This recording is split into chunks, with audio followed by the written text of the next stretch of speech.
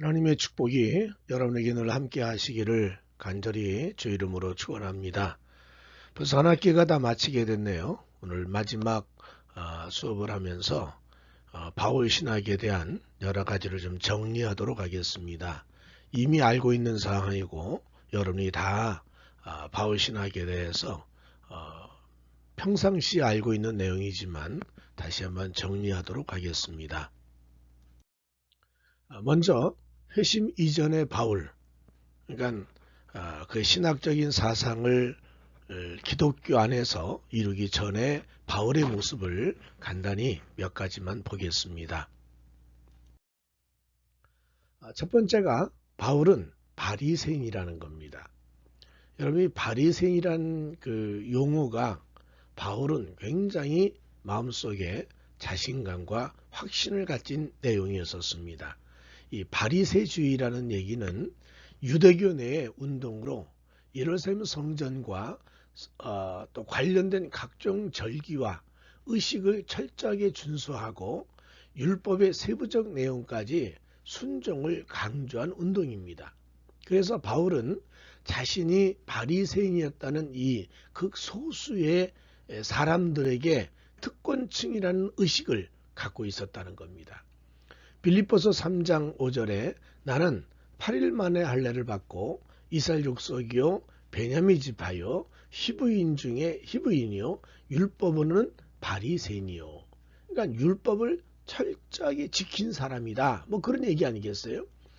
또 사도행전 22장 32절에 나는 유대인으로 길리기아 다소에서 났고 이 성에서 자라 가말리엘의 문화에서 우리 조상들의 율법에 엄한 교훈을 받고 오늘 너희 모든 사람처럼 하나님께 대하여 열심히 있는 자라.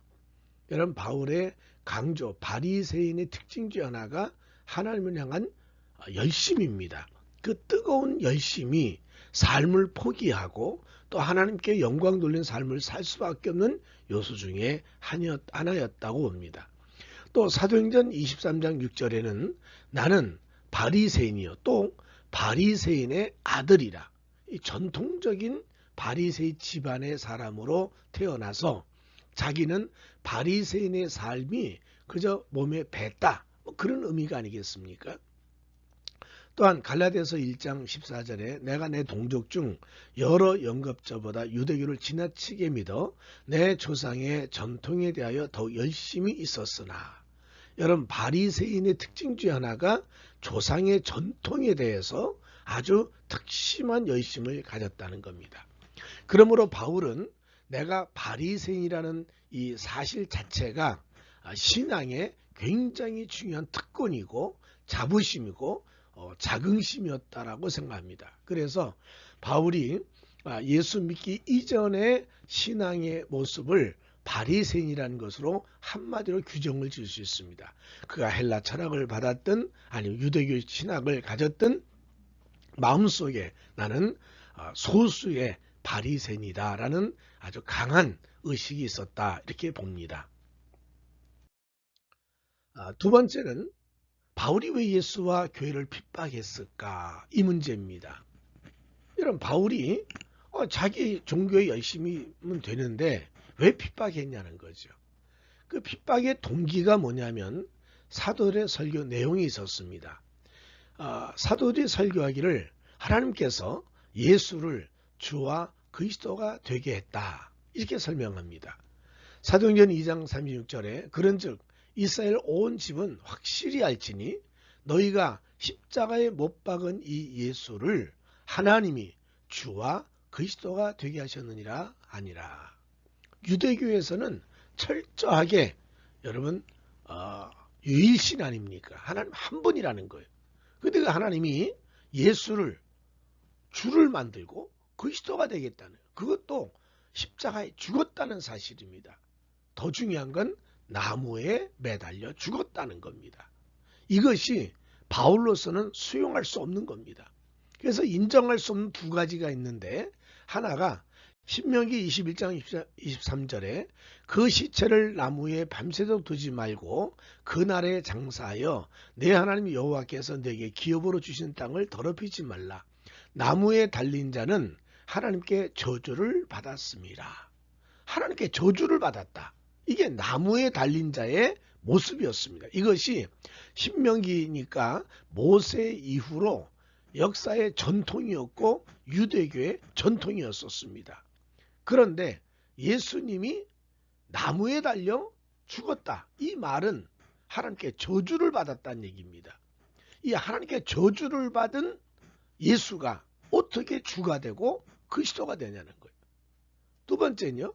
저주받은 인간 예수가 어떻게 우리의 메시아인가. 여러분 이 문제는 이스라엘 민족이 메시아 대망사상으로 가득 찼던 그 예수님 오실 당시, 아니 바울이 살기 전만 하더라도 엄청난 바람을 불던 생각이, 사상이 바로 메시아 대망사상이었어요. 메시아가 온다는 거예요. 근데 그 메시아가 아니 나무에 달린 저주받은 인간이다? 이건 수용할 수 없는 거죠. 그렇기 때문에 그런 바리새인으로서의 열심과 율법에 대한 충성을 가진 그로서는 예수를 믿는 사람들을 핍박할 수밖에 없었다는 거죠. 그리고 그것이 바로 예수를 핍박한 것이었고 그것이 교회를 핍박한 결과가 됐습니다.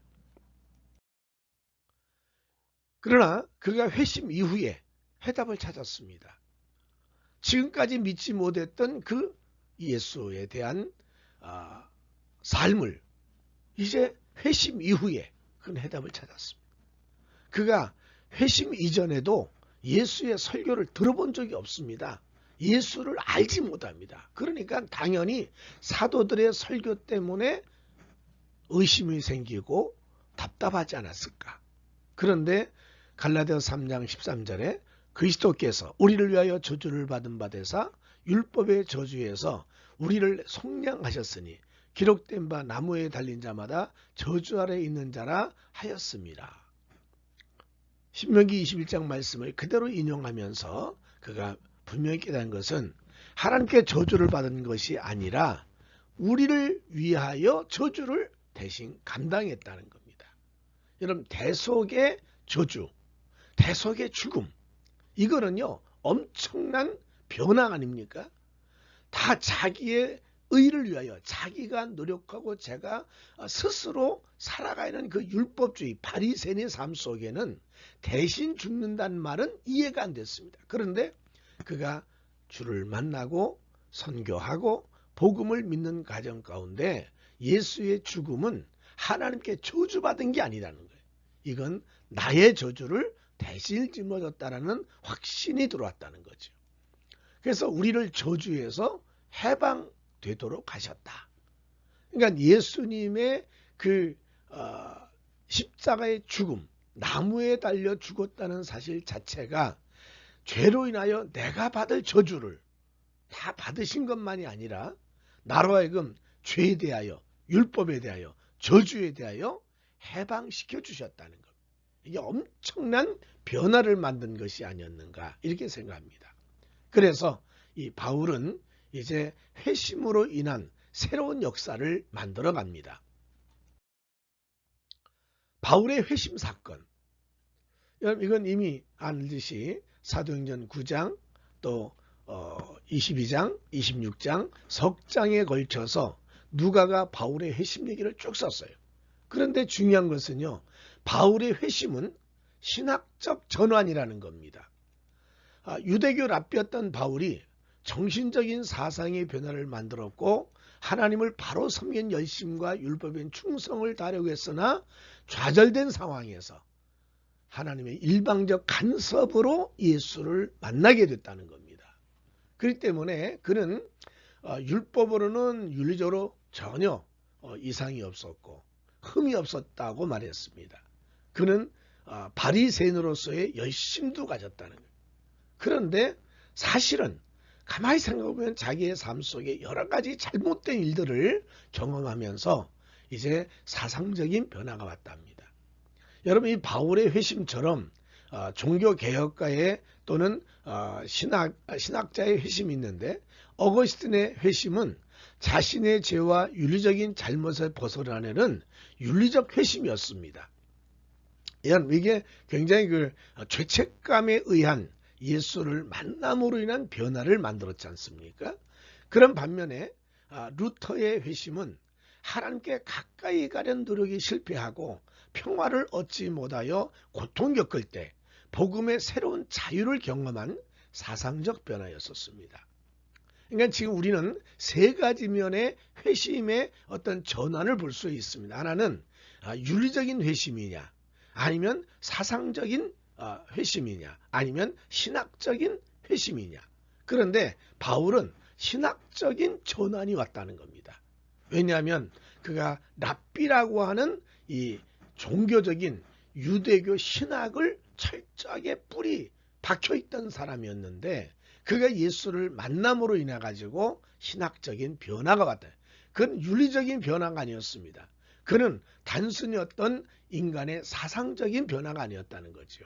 그런 면에서 바울의 회심은 신학적인 전환이었다. 또 하나, 바울의 신학적인 변화를 보기에 무엇이 변화됐는가? 그러면서 우리는 바울의 회심은 완전한 복음을 받았다. 그러므로 사상의 변화가 가능했다는 겁니다. 어떻게 보면 바울이 큰 소리 치면서 내가 전한 복음 외에 다른 복음을 전하면 저주를 받을지어다라고 당당하게 말할 수 있는 것은 바울의 회심 이후에 자기가 받은 복음은 완전한 복음이라는 겁니다. 그래서 그의 신학적인 변화가 몇 가지 일어나는데 첫 번째가 예수에 대한 생각, 메시아관이 완전히 바뀌었습니다.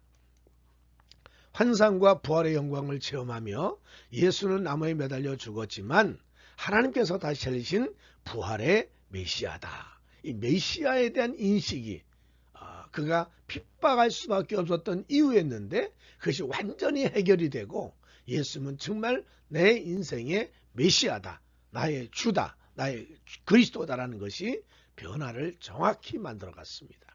두 번째가 율법에 대한 생각, 율법관이 완전히 바뀌었습니다.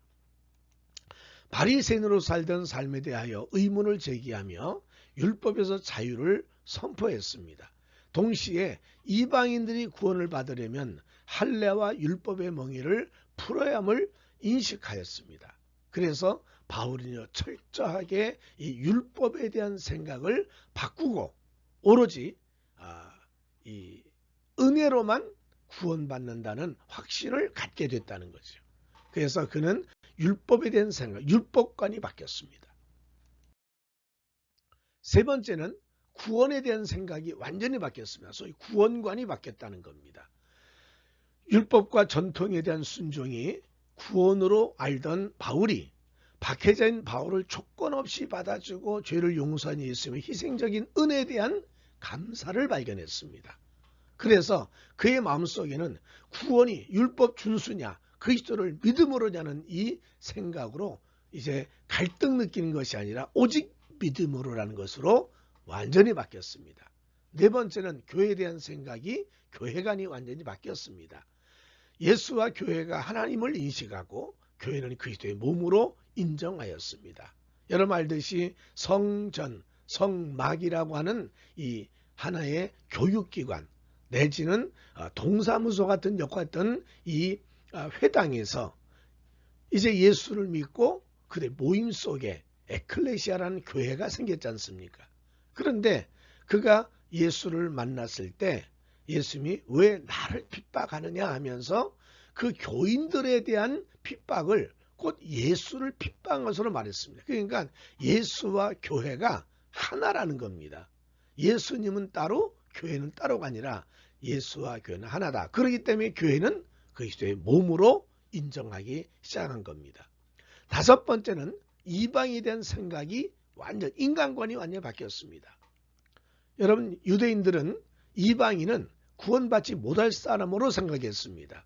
그래서 그 이방인에게는 구원이 없고 이방인은 개처럼 취급하던 바리새인들이었는데 그 예수를 믿고 나서 하나님께서는 유대인뿐 아니라 온 세상을 위한 메시아로 예수를 보내주셨다는 겁니다. 그러므로 회심 때 받은 사명이나 선교를 하며 깨달은 체험으로 율법을 이방인의 걸림돌이 되지 않도록 노력을 했습니다.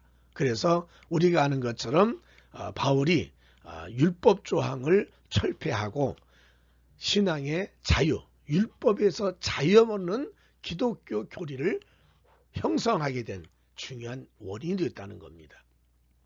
그러므로 바울의 회심은 단순한 어떤 삶의 목표가 바뀌었다라든지 윤리성이 바뀌었다든지 어떤 생각이 바뀌었다는 게 아니라 신학적인 변화로 인해 가지고 기독교 신학의 핵심을 만든 요소를 다시 한번 정립할 수 있는 계기가 바로 회심의 사건이었다, 이렇게 볼 수가 있습니다. 이제 바울의 신학의 중요한 특징 몇 가지만 정리하도록 하겠습니다. 바울의 신학적인 특징을 형성한 가장 중요한 요인 중 하나가 하나님의 은혜입니다. 그는 신학의 전체 흐름, 그의 삶의 전체 흐름은 은혜라는 겁니다. 은혜로 얻은 구원, 율법 준수로 얻을 수 없었던 구원, 내가 열심을 다하여 전통과 그리고 바리새인으로서의 삶을 살았다고 해서 공동체적인 구원은 아니라는 겁니다. 오직 내가 하나님의 은혜로, 예수님의 십자가의 죽음과 부활의 은혜로 내가 구원받았다. 두 번째는 전적인 은혜로 사는 삶이다. 바울은 그 얘기합니다. 내가 산 것은 내가 사는 것이 아니요 하나님의 은혜로 사는 것이다. 갈라디아서 바울이 내가 사는 것은 내가 사는 것이 아니요 믿음으로 사는 것이요 그리스도께서 내 안에서 사는 것이라고 했습니다. 그러므로 바울의 삶의 또 신학의 가장 중요해 흐르기는 아주 중요한 사상 하나가 바로 하나님의 은혜입니다. 그 이유는 이미 아는 것처럼 율법을 준수하던 율법의 삶이 하나님에서 멀어지게 했다는 거예요. 왜? 율법을 완전하게 지킬 수 없기 때문에. 스스로 율법에는 완전한 흠이 없다고 얘기했지만 로마서 7장에 말한 것처럼 이 율법이라는 것이 이 늘 갈등과 또 마음속에 있는 고통을 피할 수 없었다는 거예요. 그래서 이것이 마치 사망의 몸으로 여길 정도로 옛날 로마의 그 사형제도 중에 죽은 사람과 산 사람 죄인을 같이 묶어서 눈은 가슴은 가슴, 손은 손, 다리는 다리 같이 묶어가지고 이 죽은 사람의 시체의 독이 산 사람의 몸에 들어가서 그를 죽게 했습니다. 그 마치 사망의 몸이 나를 얽어매고 있었다는 거예요. 그러니까 사실 율법 준수하던 율법적인 삶 자체가 하나님과의 관계를 굉장히 멀리할 수밖에 없었다는 겁니다. 또 하나는 박해하던 바울을 예수께서 조건 없이 용서하고 사랑을 베풀어주고 일꾼으로 삼으셨다는 겁니다. 이게 엄청난 하나님의 그 긍휼하심과 은혜를 깨닫게 됐다는 겁니다. 그래서 바울은 마음속에 이게 하나님의 은혜다라는 것이 아주 분명히 있었습니다. 디도서 3장 5절과 7절에 보면 우리를 구원하시되 우리가 행한 바 의로운 행위로 말미암지 아니하고 오직 그의 긍휼하심을 따라 중생의 씻음과 성령의 새롭게 하심으로 하셨나니 우리 구주 예수 그리스도로 말미암아 우리의 그 성령을 풍성히 부어주사 우리로 그의 은혜를 힘입어 의롭다 하심과 더 영생의 소망을 따라 상속자가 되게 하려 하심이라. 결국은 여기 아주 중요한 말입니다. 의로운 행위로 말미암아 구원받은 것이 아니고 오직 예수 그리스도께 주신 긍휼하심과 은혜를 힘입어서 내가 의인되었고 그 의인된 내게 하나님의 영광의 소망을 따라 천국에 대한 상속자가 되었다는 자체가 이게 복이고 축복이라는 겁니다. 여러분 우리 모두가 내가 지혜가 똑똑 많고 내가 남보다 많은 걸 가졌다고 해서 자랑할 것이 아니라 하나님의 은혜에 대한 감사, 은혜에 대한 감격, 은혜에 대한 보답이 신앙에 있어야 되지 않을까. 이 하나님의 은혜에 대한 이 생각이 우리 속에 가득 차기를 간절히 바랍니다. 바알 신학의 핵심이 하나님의 은혜라고 한다면 두 번째는 당연히 이신득의입니다. 이신득이라는 말은 하나님께서 우리를 어렵게 하신다는 생각 아닙니까? 근데 이것은 바울 신학의 아주 주제입니다. 로마서와 갈라디아서에서 뒷받침하고 있지요.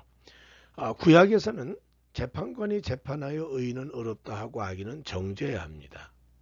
신명기 25장 1절에 사람들 사이에 시비가 생겨 재판을 청하면 재판장은 그들을 재판하여 의인을 어렵다 하고 악인은 정죄할 것이며, 그러니까 재판장의 주 임무 중에 하나가 의인과 악인에 대한 공정한 판결 아니겠습니까?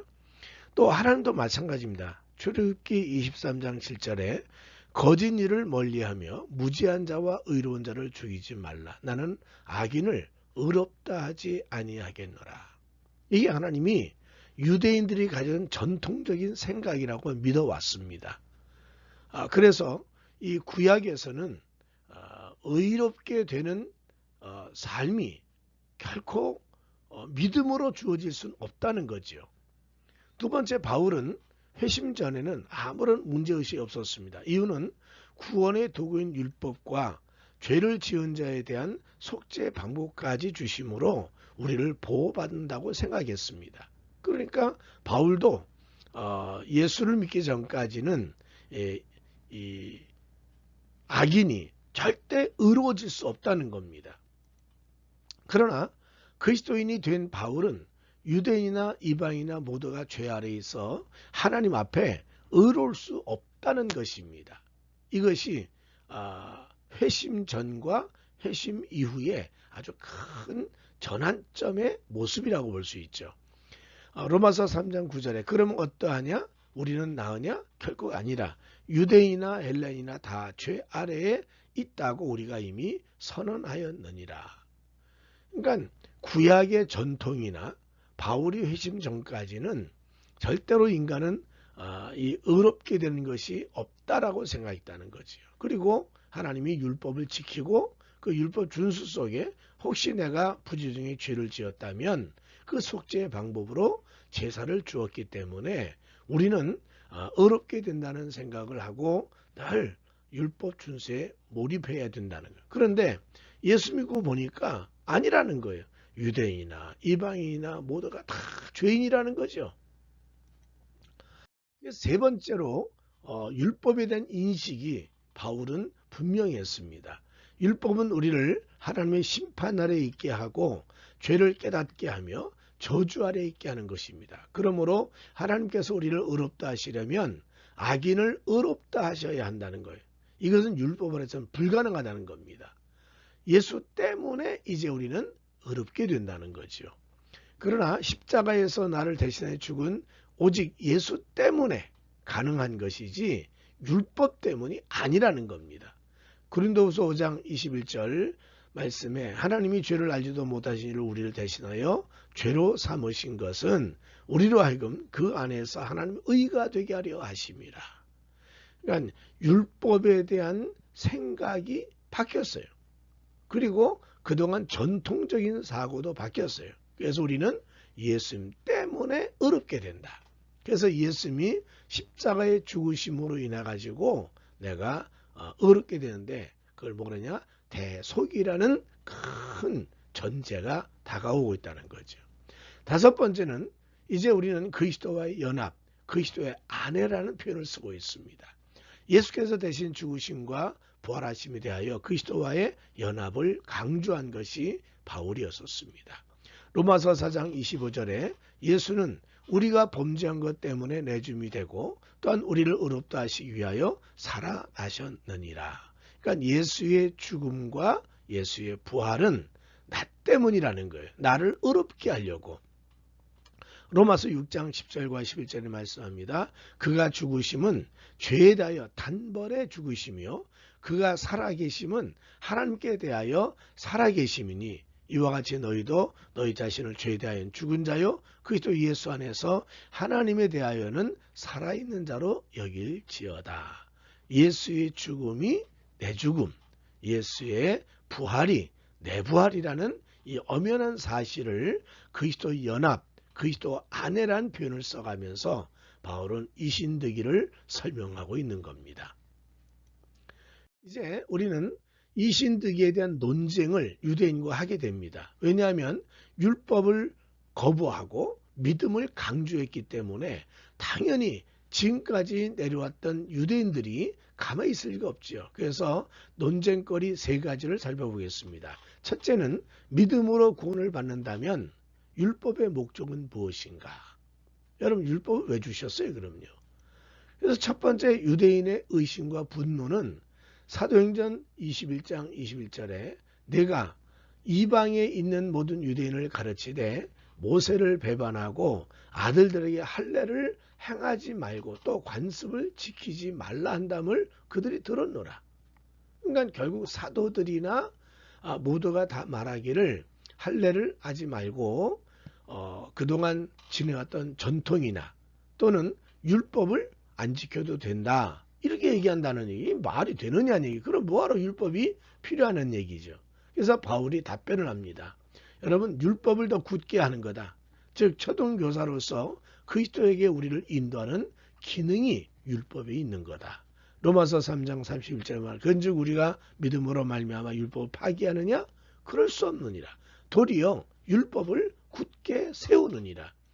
또 갈라디아서 3장 24절과 24절 믿음이 오기 전에 우리는 율법 아래 매인바 되고 계시될 믿음의 때까지 갇혔느니라. 이같이 율법이 우리를 그리스도께로 인도하는 초등교사가 되어 우리로 하여금 그 믿음으로 말미암아 의롭다함을 얻게 하려 함이라. 율법이 왜 필요하냐라고 얘기했을 때 바울은 결론적으로 말합니다. 그리스도를 만나게 하는 하나의 과정이었었다. 이 율법이 없었다면 절대로 우리는 죄인이라는 걸 사실도 몰랐고 우린 주님을 만날 수 있는 여건이 안 됐다는 겁니다. 그래서 이 바울은 믿음으로 구원을 받았다면 율법의 가장 중요한 목적은 그리스도를 만나게 하는 거다. 두 번째 질문, 믿음으로 은혜로 구원을 받는다면 유대인의 나음이 무엇인가? 과연 유대교를 믿었던 유대인들은 그럼 다 맹물인가? 그런 얘기입니다. 유대인들은 로마서 3장 1절에 말한 것처럼 그런즉 유대인의 나음이 무엇이며 할례의 유익이 무엇이냐? 유대인은 특별한 선민이라는 겁니다. 더욱이 할례는 하나님이 함께 하신 임재의 증표였었습니다. 이것을 알고 있는 이스라엘 사람들이 말하기를 우리는 하나님께서 이스라엘의 하나님이 되고 이스라엘은 언약을 맺은 하나님의 백성입니다.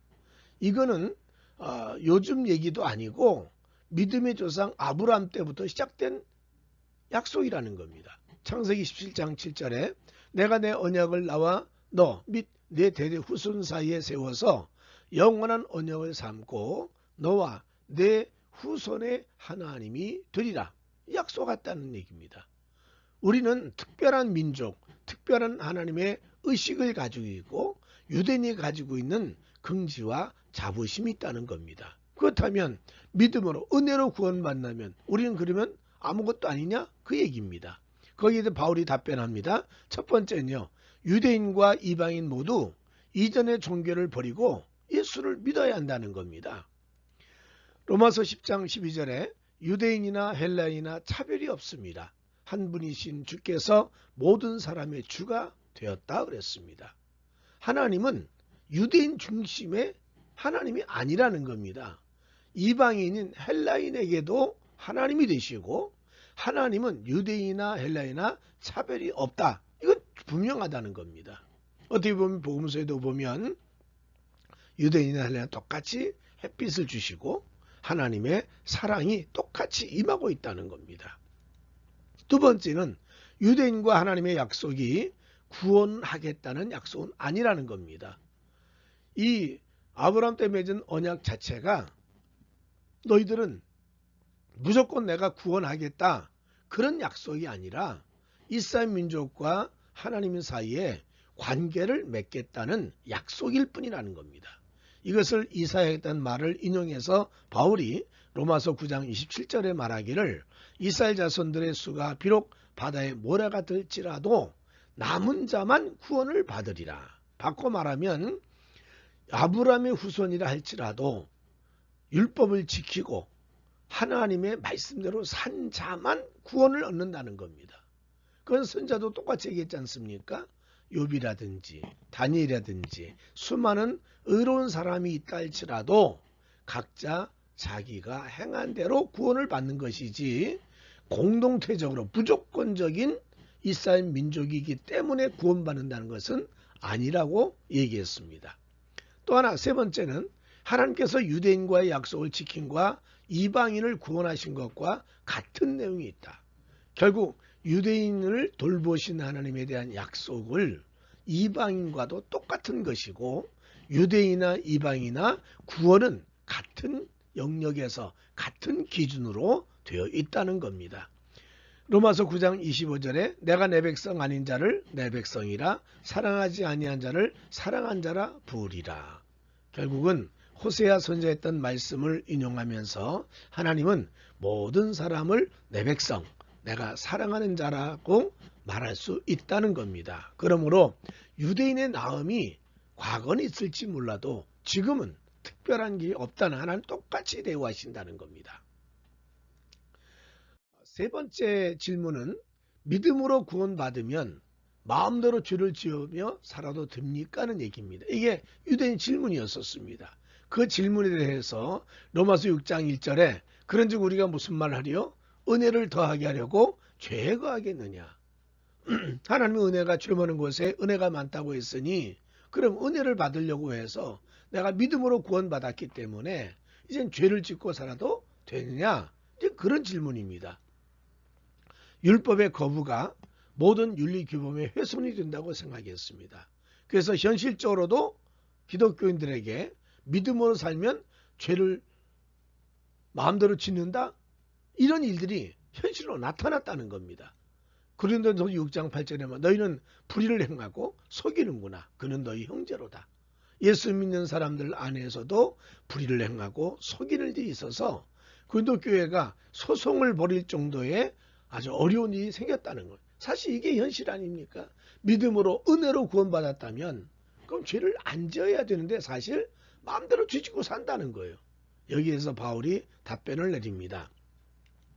그는 의롭게 된 인간은 하나님께서 거룩하게 하시며 점점 그리스도의 형상으로 변화되게 하신다는 거예요. 그러니까 우리 말한 칭의, 의롭다고 인정받은 인간에게 하나님은 지금도 성령을 통해서 계속 나를 거룩하게 하시고 마지막 구원에 이를 때까지 하나님 형상을 닮아가는 모습으로 매일매일 점차 변화된다는 겁니다. 성령께서 도우시고 또한 우리의 수고도 있어야 합니다. 물론 성령께서 우리를 거룩하게 하는 영 아닙니까? 성령이 역사하세요. 그러나 내가 아무런 의지도 없고 하나님 앞에 순종함도 없이 저절로 된 것이 아니라 나도 순종하고 하나님 뜻을 따라야만 이 수고가 있을 때 같이 변화되는 모습이 이루어진다는 겁니다. 고린도후서 3장 18절에 우리가 다 수건을 벗은 얼굴로 거울을 보는 것 같이 주의 영광을 보매 그와 같은 형상으로 변화하여 영광에서 영광이 이르니 곧 주의 영으로 말미암음이라. 주의 영으로 말미암아 이제 하나님의 형상으로 변화되어서 영광에서 영광으로 이르는 모습이 계속 이루어져 간다는 겁니다.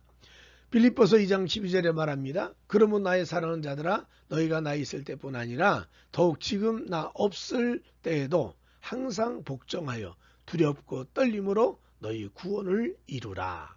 구원을 완성하기까지 계속해서 우리는 복종하고 두렵고 떨림으로 하나님을 의지하며 사는 신앙이 되어야 된다라고 말합니다. 그래서 믿음으로 구원받았다 할지라도 마음대로 죄를 짓는 게 아니라 죄를 짓지 않도록 나를 하나님이 거룩하게 하시고 또 내가 하나님 형상을 닮아가는 모습으로 매일매일 닮아가면서 순종하고 때론 두렵고 떨림으로 하나님을 의지하는 신앙이 될 수 있다는 겁니다.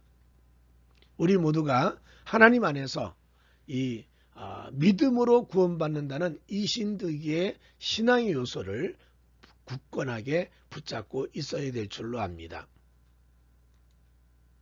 세 번째로 중요한 것은 교회에 대한 생각입니다. 교회를 세우시는 분은 분명히 하나님입니다. 우선 바울의 교회에 대한 이해는 그가 유대인으로서 공동체에 대한 의식이 있었습니다. 유대인들은 이 공동체로서의 구원, 이스라엘 민족 선민으로서의 택한 민족이라는 의식이 항상 있었습니다. 그런데 다메섹에서 예수를 만나고 교회 공동체를 만나게 됩니다. 예수님과 핍박받은 교인들과 동일시하는 체험이 있었습니다. 다메섹 주님 만날 때 예수님 말씀하시는 왜 나를 핍박하느냐. 분명히 바울은 교인들을 핍박했습니다. 그런데 예수님은 왜 나를 핍박하느냐고 얘기하면서 예수님과 교인을 동일시했다는 겁니다. 그래서 그런 체험이 있은 후에 새로운 공동체 생활에서 이제 같이 동거동락하게 됐습니다. 거기에서 형제라고 받아들이는 아나니아를 만났고 또 거기서 성령 체험을 했고 눈에 비늘이 떨어졌습니다. 그러므로 그는 지금까지 가졌던 공동체와 다르게 이 교회 공동체는 사회적 배경이나 지위와 상관없이 예수 안에서 하나라는 사실을 깨닫게 됩니다. 갈라디아서 3장 28절에 너희는 유대인이나 헬라인이나 종이나 자유인이나 남자나 여자나 다 그리스도 예수 안에서 하나이니라. 이 엄청난 성막이나 또는 그동안 어떤 이스라엘 민족의 이 공동체와 다른 모두가 하나라는 겁니다. 거기에는 직분이나 또는 사람의 어떤 구분이 없더라는 거죠. 또 골로새서 3장 11절에 거기에는 헬라인이나 유대인이나 헬라파나 모할라파나 야만인이나 스구디안이나 종이나 자유인이 차별이 있을 수 없나니 오직 그리스도는 만유시요 만유 안에 계시니라. 결국 예수님이 교회의 중심이 됐다는 얘기입니다. 두 번째는 이 교회를 그리스도의 몸, 그리스도 안에서 한 몸으로서 성령 인도를 받아 이 몸 안에 들어간다는 겁니다. 그러니까 공동체에 들어간다는 얘기는 그리스도 안에 들어간다는 것이고 그 그리스도 안이라는 말은 그리스도의 몸이라는 겁니다. 그래서 바울의 아주 중요한 교회에 대한 생각은 교회는 그리스도의 몸이다. 그리고 교회 생활한다는 얘기는 그리스도의 안에서 사는 것이다. 거기를 성령께서 인도를 하고 있다는 확신을 갖고 있다는 겁니다. 세 번째, 교회는 사람의 몸처럼 성장한다는 겁니다. 단지 숫자적인 성장보다도 친밀감이나 영적 성장을 강조한 것이 바울임을 볼 수가 있습니다. 바울은 교회에 대해서 아주 새로운 인식을 가졌다고 해도 과언이 아닙니다. 네 번째는 교회는 성령께서 세우시고 교회의 덕을 세워야 한다는 겁니다. 지식을 확장하고 예배에 깊이를 더하며 사랑을 강화하는 것을 장려해야 된다는 겁니다. 에베소서 4장 13절에 우리가 다 하나님의 아들을 믿는 것과 아는 일에 하나가 되어 온전한 사람을 이루어 그리스도의 장성한 분량이 충만한 데까지 이른다. 그래서 분명히 우리는 교회는 이제 그리스도의 장성한 분량까지 우리가 성장을 해야 된다. 그 성장하는 데 있어의 강한 힘을 제공하는 분은 역시 성령이시라는 겁니다. 다섯 번째는 그럼 교회 성장의 요소가 뭘까? 바울은 교회 성장의 요소를 크게 두 가지로 말하는데 첫 번째가 성령의 교제입니다. 에베소서 4장 3절에 평안에 매는 줄로 성령이 하나 되신 것을 힘써 지켜라. 교회가 하나 되는 것은 철저하게 성령의 역사라는 겁니다. 그러므로 성령님과 함께 하나 되는 교제가 있을 때 교회는 성장하게 된다는 거죠. 두 번째, 교회 안에 직분자, 은사를 받아 섬기는 사람들이 있어야 성장한다는 겁니다. 에베소서 4장 11절과 12절에 그가 어떤 사람은 사도로, 어떤 사람은 선자로, 어떤 사람은 복음 전한 자로, 어떤 사람은 목사와 교사로 삼으셨으니 이는 성도를 온전하게 하여 봉사의 일을 하게 하며 그리스도의 몸을 세우려 하심이라. 교회를 바르게 세우려면 직분자들이 있어야 된다는 거예요. 그래서 이 은사를 받은 섬기는 사람들 때문에 교회는 성장한다, 이렇게 보고 있습니다. 그래서 바울은 이 교회에 대한 공동체의 생각이 완전히 바뀌었습니다. 과거에 가졌던 이스라엘 민족의 공동체라는 개념이 아닌 그리스도 안에서 그리스도와 연합하여 그리스도의 몸을 이루는 교회에 대한 확신을 가진 사람이 바울이었음을 봅니다. 우리도 교회에 대한 이 그리스도의 몸이란 걸 알고 우리가 잘 성장시키고 성령의 역사가 넘치고 또 섬기는 직분자들이 많아서 하나님 나라가 형성되는 복이 있기를 간절히 바랍니다. 바울 신학의 네 번째 중요한 것은 미래와 종말에 대한 이야기입니다. 미래는 현재에 영향을 주지요. 시간과 역사는 마지막 종말을 향하여 간다는 겁니다. 우리가 이미 알고 있듯이 기독교는 직선적인 역사관입니다. 시작과 마지막이 있다는 얘기죠. 세 번째는 언제인가 하나님은 만유의 주로 만유 안에 계실 것이라는 겁니다. 하나님이 온 우주의 주인으로 그리고 하나님이 온 세상의 창조자로 좌정하신다는 겁니다. 네 번째, 신앙인은 마지막을 바라보고 즐거워한다는 겁니다. 그 마지막에 주어질 모든 역사를 생각하고 그 믿음으로 인하여 웃고 감사한다는 얘기입니다. 로마서 5장 2절에 또한 그로 말미암아 우리가 믿음으로 서 있는 이 은혜에 들어감을 얻었으며 하나님의 영광을 바라고 즐거워하느니라.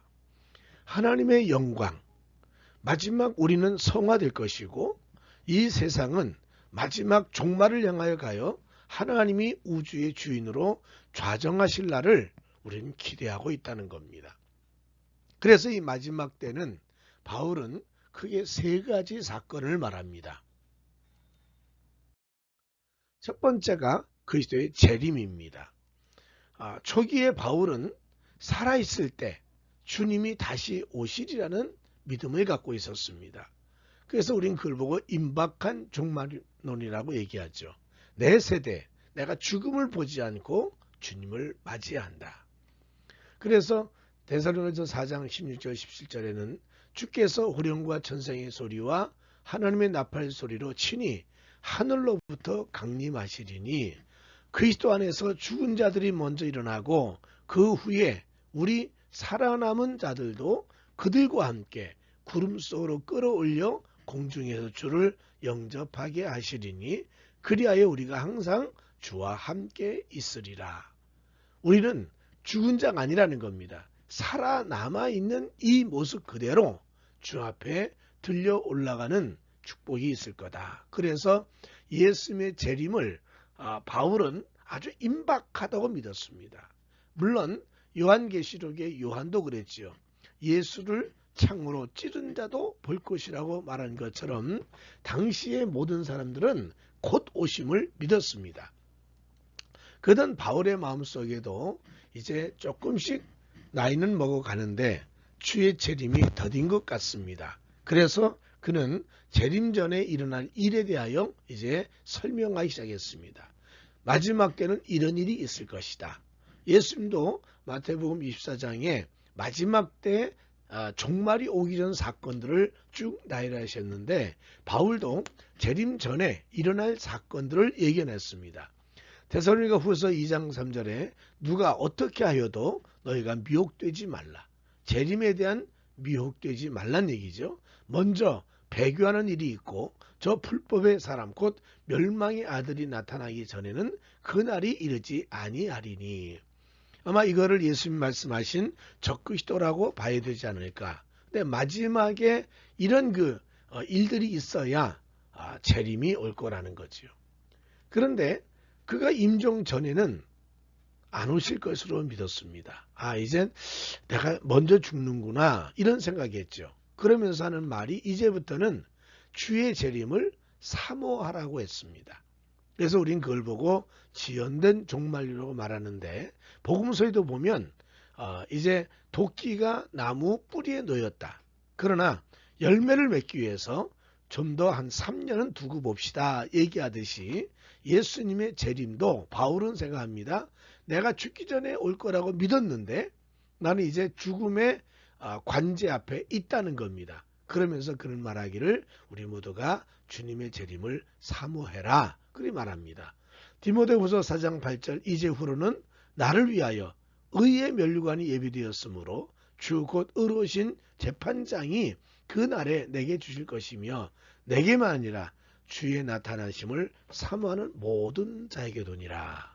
이제 주의 나타나심을 사모하는 신앙으로 바뀌어진다는 얘기죠. 그래서 바울도 아마 성령 충만하고 하나님에 대한 열심히 강할 때는 임박한 충만을 믿었습니다.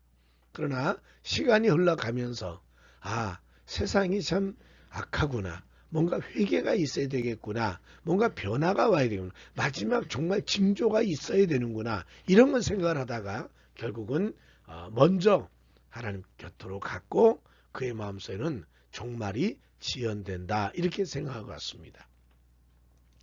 두 번째 마지막에 바울이 하고 있는 죽은 자의 부활입니다. 분명히 바울은 죽은 자가 살아난다는 겁니다. 재림 시에 부활이 일어남을 기대했습니다. 그래서 데살로니가서 4장 16절에 주께서 호령과 천상의 소리와 하나님 나팔 소리로 치니 하늘로부터 강림하시니 그리스도 안에서 죽은 자들이 먼저 일어나고 그러니까 다시 다 부활할 거라는 겁니다. 그 부활에 대한 확신과 믿음이 신앙을 견고하게 하지 않았습니까? 그런데 부활은 썩은 육신이 살아나는 것이 아니라 신령한 몸으로 거듭난다는 겁니다.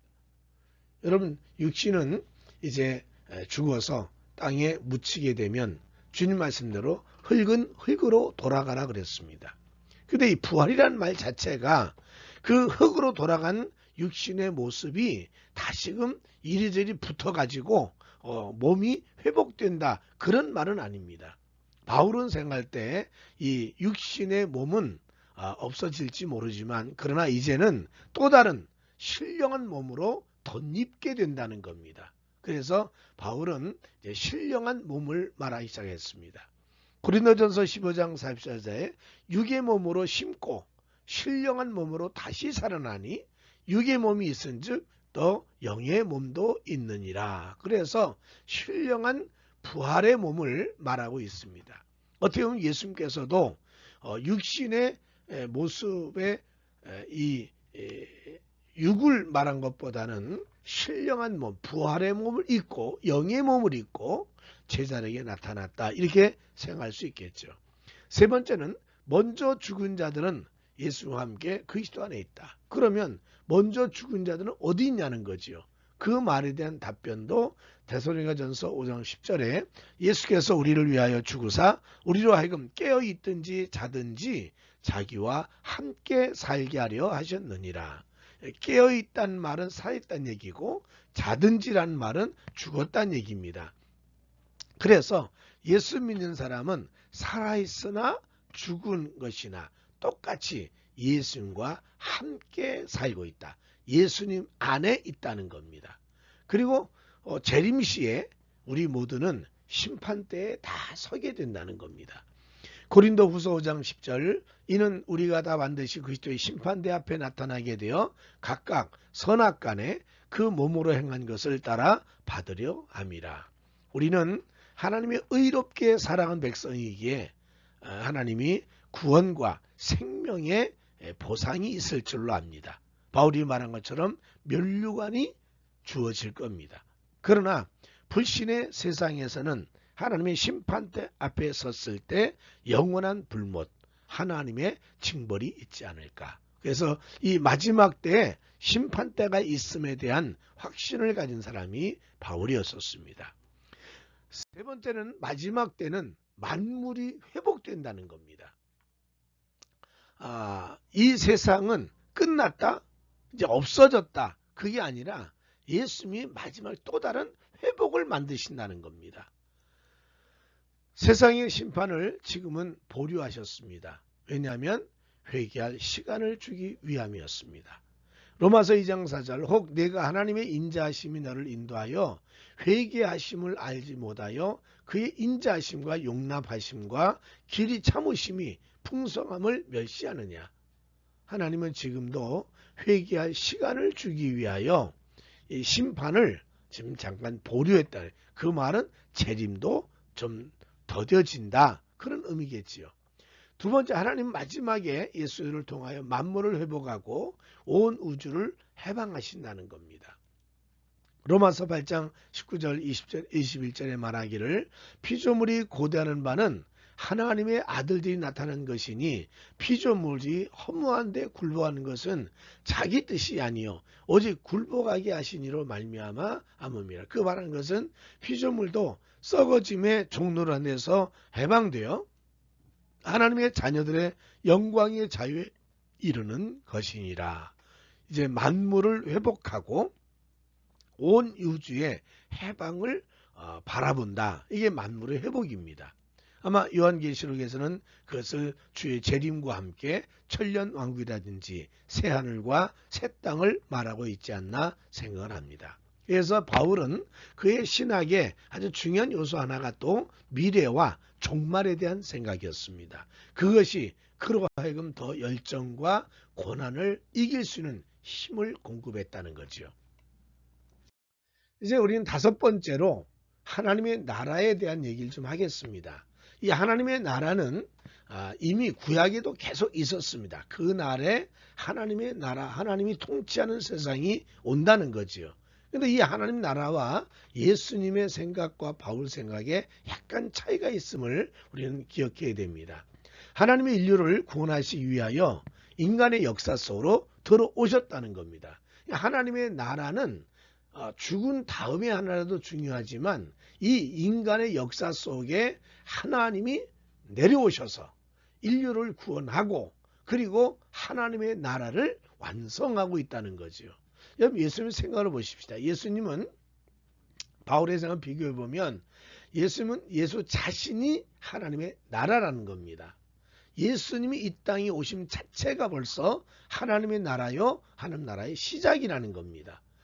두 번째는 자신의 인격과 말씀과 행동에 의하여 마지막 하나님의 나라가 임했다는 겁니다. 더 이상 할 나라는 없다는 겁니다.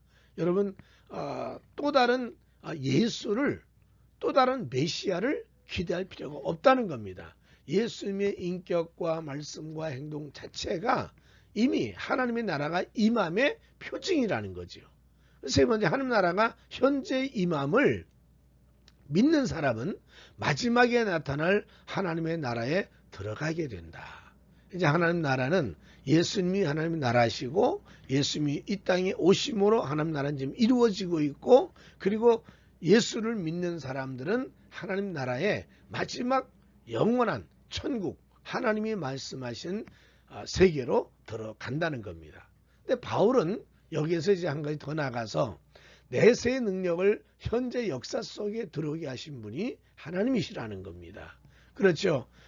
천국의 그 능력, 하나님의 나라의 영원한 능력을 현재 역사 속에 들어오게 하신 분이 바로 예수님이시다. 이렇게 생각합니다.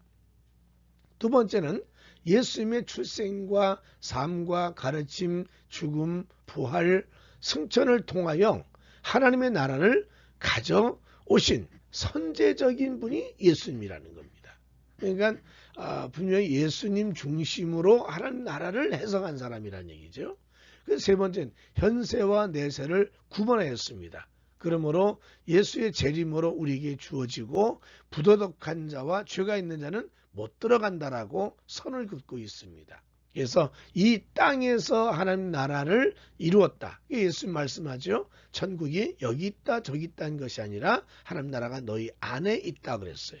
그런데 바울은 하나님의 나라를 이 땅과 내세를 구분해 가지고 이 예수의 재림 때 하나님 나라가 이루어짐을 말하는 것을 볼 수 있습니다. 그래서 이 하나님 나라에 대한 생각이 예수님 생각, 바울 생각이 같은 것 같은데 약간의 차이를 두고 있습니다. 왜냐하면 예수님은 자신이 하나님의 나라다. 바울은 예수님의 삶 전체가 지금 이 땅에 오므로 하늘나라가 이루어졌는데 우리는 마지막 때 재림 때 하나님 나라가 우리에 들어갈 수 있는 기회가 될 거다. 이렇게 설명합니다. 그래서 하나님 나라에 대한 얘기를 하고 있습니다. 이제 우리는 바울의 여러 가지 사상을 마지막으로 정리하면서 수업을 마치겠습니다. 감사합니다.